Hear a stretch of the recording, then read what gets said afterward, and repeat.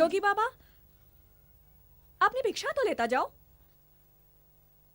रख ले हीरे मोती तेरे, ये पत्थर किस काम के मेरे।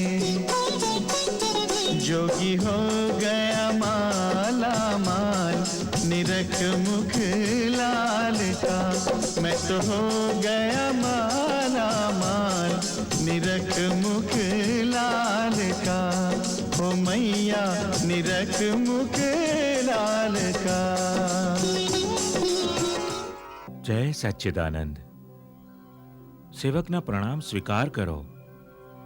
આ એવું ઋણ છે રાધે, જે અમે ક્યારેય નહીં ચૂકવી શકીએ, કેમ કે ધરતી પર એમનો બાળ રૂપે ક્યારેય જન્મ નથી થતો. એટલે શાસ્ત્ર કહે છે, જ્યારે ઋણ ચૂકવી ન શકો તો ઋણીએ જઈને બે હાથ જોડીને પ્રણામ કરી દેવા.